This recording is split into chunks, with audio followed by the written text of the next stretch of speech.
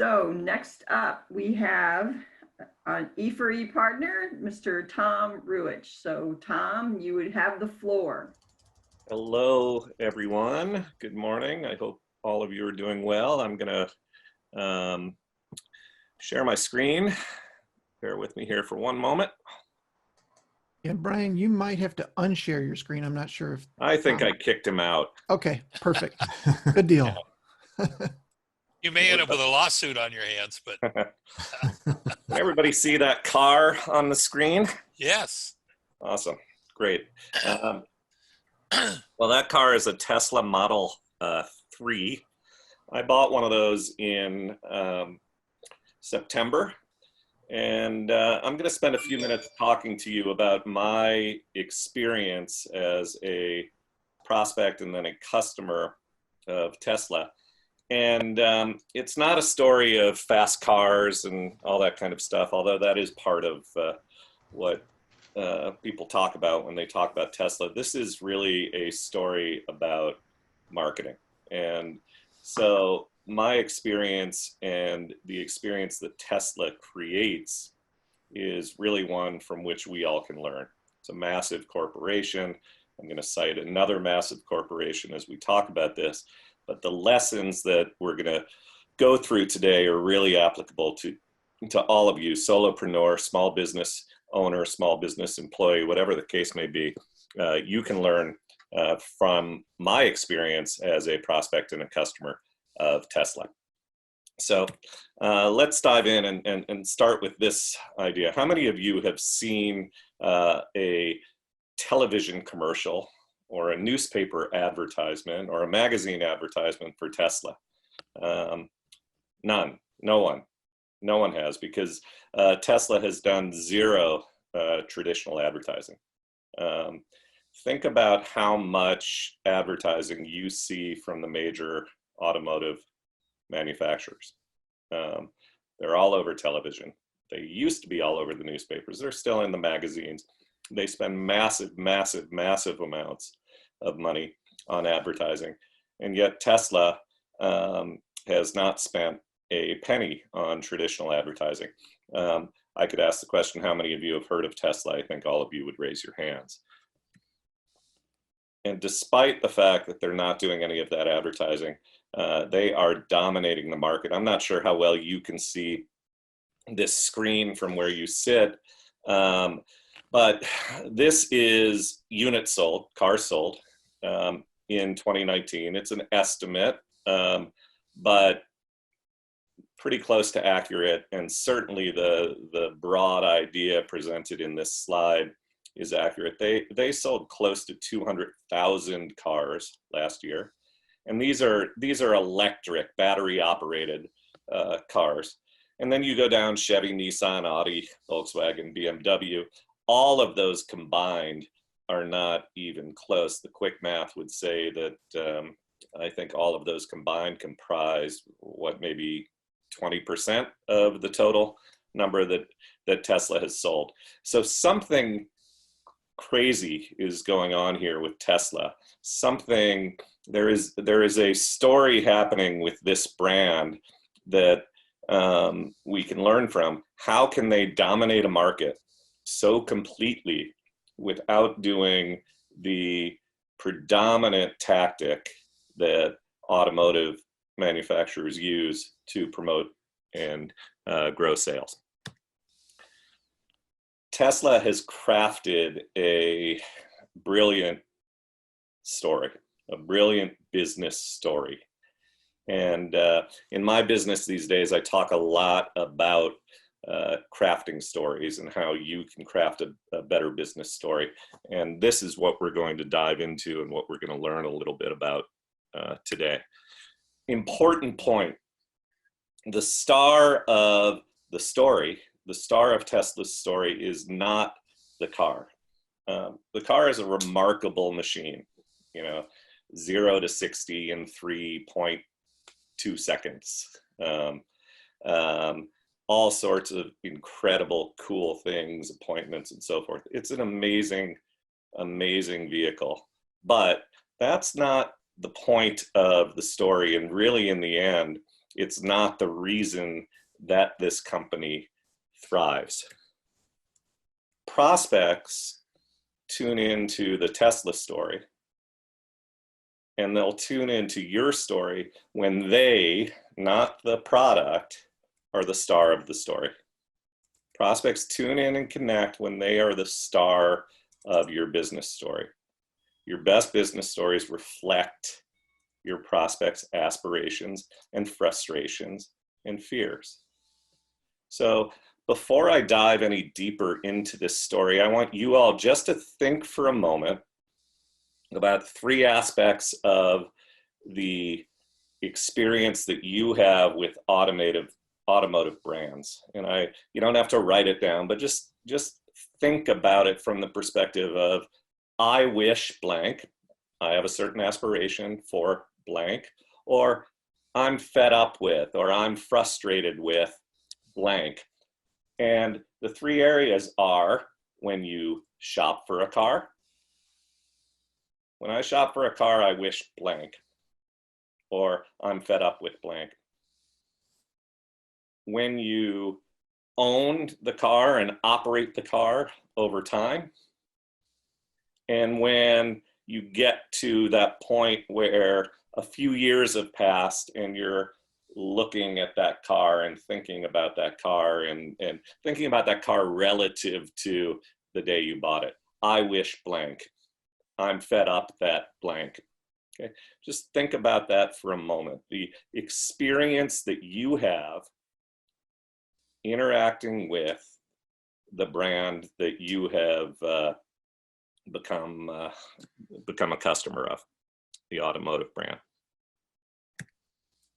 The star of Tesla's story are those prospects who are fed up with the traditional car buying process. Have you been there across the table? What? That's the price you're offering? Here's what happened when I went to buy a Tesla. Number one, I quickly understood that the price is the price. There is no negotiation. There's no haggling. There's no going in and oh, hold on, I've got to go talk to my manager. The price is the price. And because the quality of the product is so great, they can do that. I don't have that thought process that it's not worth the price. And I'm relieved. I'm more comfortable. It's a hassle avoided, because some of us, I guess, like to go in there and have these battles with the car salesman and sit across the table and wait for them to do the charade of I have to go talk to the manager and all that kind of garbage. But most of us appreciate the idea that it's super simple. You don't have to go through negotiations. And let me tell you how I went about the process of ordering the car. I went for a test drive. The guy who was the concierge, the sales concierge at the Tesla dealership, gave me his cell phone number and said, if you have any questions, just text me. So I did text him some questions. He thus had my cell phone number, and he never once reached out to me aggressively without me prompting and initiating a conversation. Imagine that. And then when it was time to order the car, I went online. I think I did it on my phone. I went to the Tesla website. I chose the car. I picked from a couple of options. I put $1,000 deposit down because the car was not on the lot, and I hit submit, and within 2 minutes I had a confirmation that the order was coming, and then I proceeded to get texts and updates as far as where it stood in the delivery process, and it was accurate down to the day and the moment. Simple pricing, no negotiations, online ordering. Think about how that turns upside down everything that we expect or everything that we're fed up with. in the car buying, car shopping process. Think about if we were to dream about what it would look like if I could buy a car easily without the headache and hassle. And they were able to deliver on that for me.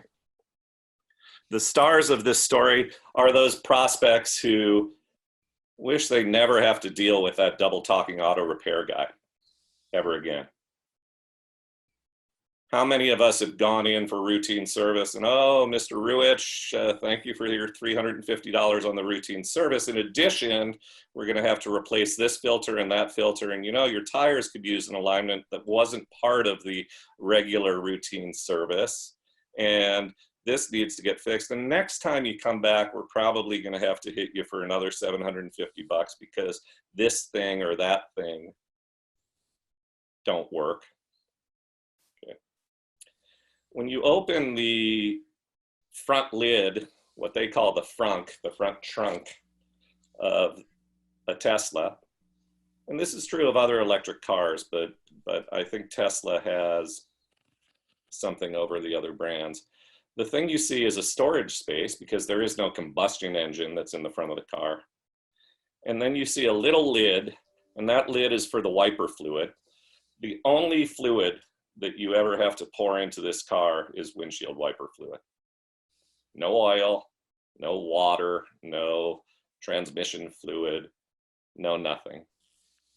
There's no routine maintenance. The brakes last longer because in an electric car and the way that Tesla has engineered the car, you don't, when you let your foot off the accelerator, the car actually brakes electronically so that so that you're not grinding brake pads together. The brakes last, by all accounts, hundreds, well over 100,000 miles and probably longer. And then get this, I have had a couple of issues. They were really a little piece of molding on the inside of my car. I discovered very shortly after I bought it that it had a little tear in it. Somebody who was servicing the car may have just caught a tool on it and had a little tear on it. And when I reported it, actually the way I reported it was I pulled up my Tesla app. I went to the correct section, pressed a couple of buttons, took me about 30 seconds to report it. And then it said, where do you live? And I entered my address. And then it said, choose one of these two options. You can take the car into the Tesla service center in Chesterfield, or we'll do a house call. Think about what I just said. The auto repair, the auto manufacturer said, we'll come to your house and fix your car. And that's exactly what happened. I said, I'll do the house call. I chose a date, gave me a range of options. I think the earliest date available was the next day. I chose a date. I work, and until the pandemic happened, I work about 10 minutes away from my house. And I was at my office the morning of the scheduled appointment, 11 a.m. or so. And around 10 a.m., first of all, that morning at about 8 a.m., I got a text confirming the appointment. At about 10 a.m., I got a text saying, Mr. Ruwitch, I'm running a few minutes early.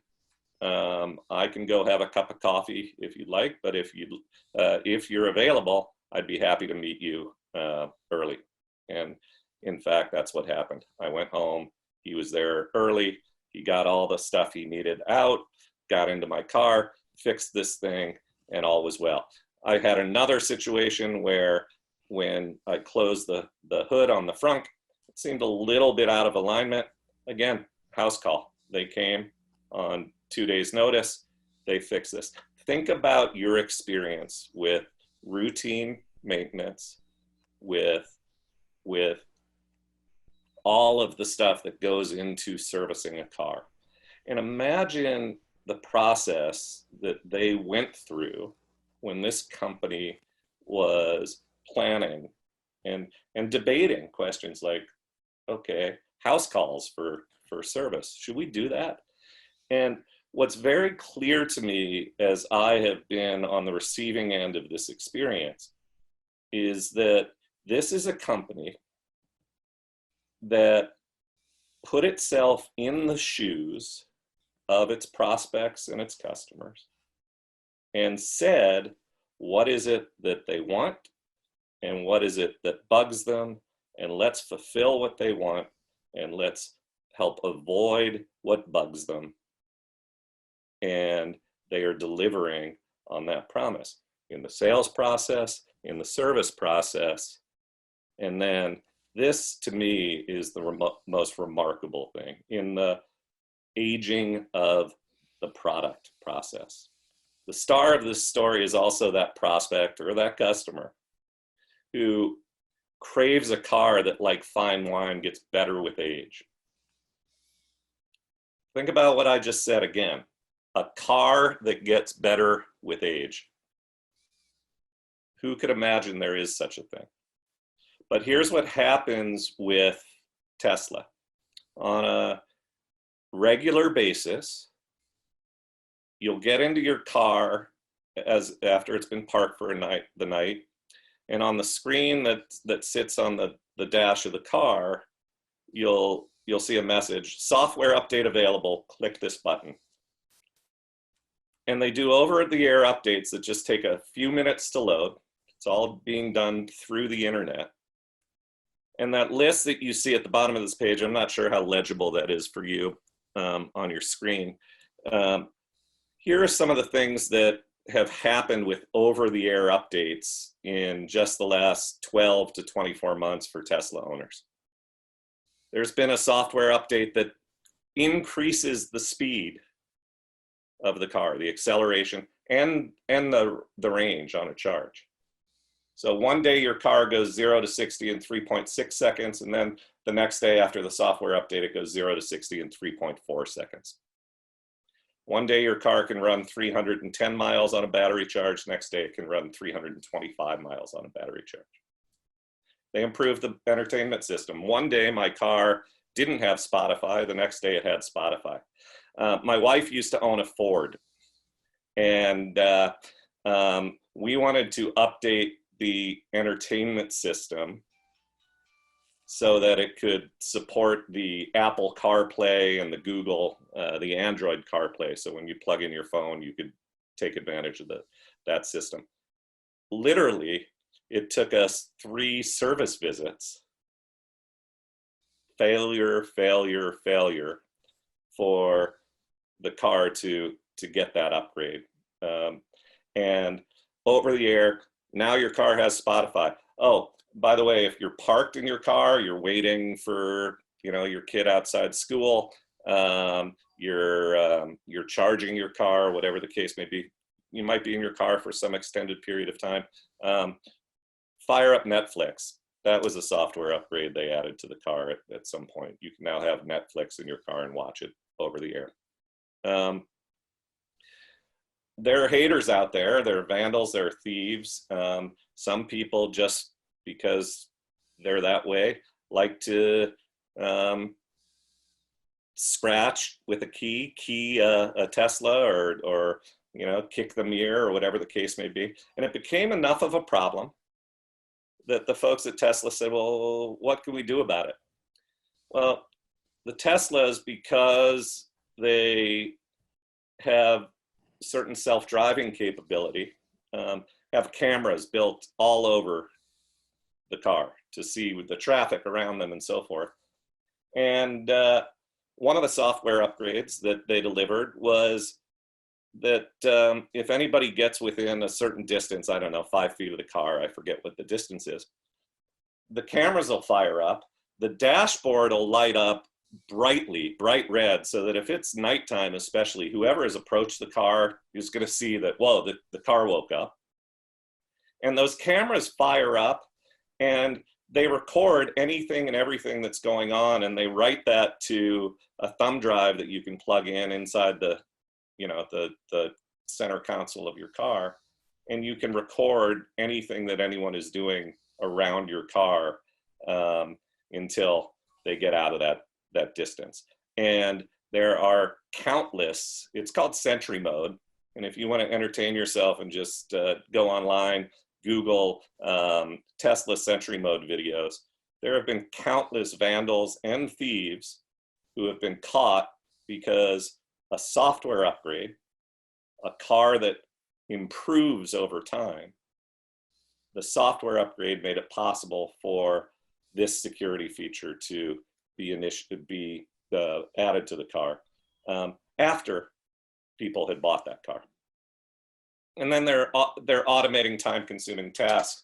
When you one thing about electric cars, Tesla is not the only one, but all battery-operated cars, the battery is less efficient in cold weather. And so what they recommend that you do is when you charge the car overnight, make sure that you do the charging process as close as possible to the time when you're going to get in the car in the morning. So you might be leaving for the office at 8 a.m. and you want to make sure that the charging ends as close to 8 a.m. as possible. Well, the way that worked when I bought my car is I would see that the car tells me how much juice I need to add to the battery to fill it up for, to where I want it to be. And I would calculate, okay, well, my charger that I have in the garage can add 30 miles of range for every hour of charging. And I would just do a little quick math. Oh, I need 100 more miles of charge to get it charged up. Well, that's 3+ hours. Well, I'll fire this thing up. You pre-program it. You just, when you get out of the car at night, you say, all right, I want to start charging at 5 a.m. So at 8 a.m., it's fully charged and warm. Well, that was a little math I had to do every time I got out of the car, reset it, change it each night, a little bit of a hassle. Upgrade came, and they now have a thing called departure mode. All you do is say, on Mondays through Fridays, I leave my house at 8 a.m. And that's it. That's a setting that you set, you walk away, and each night the car figures out when it should start charging so that your battery is charged and warm at the time that you said you wanted to depart. And oh, by the way, if you click this setting, it will also turn on the heating or cooling at the appropriate hour, 10 minutes before your planned departure. Okay. Now, these are all gizmos and features that may or may not excite you, but the principle that is remarkable here is that this is a company that has said, we're going to completely turn on its head the concept that when you buy a car, the moment you drive it from the lot, the value of that car depreciates, and this car is in devolution mode. It is devolving. It is getting worse and worse and worse and worse. The experience for those who buy this car is it gets better and better and better and better. And that is a remarkable concept. And it, in many ways, it fulfills an aspiration that few of us could have imagined just a few years ago when purchasing a car.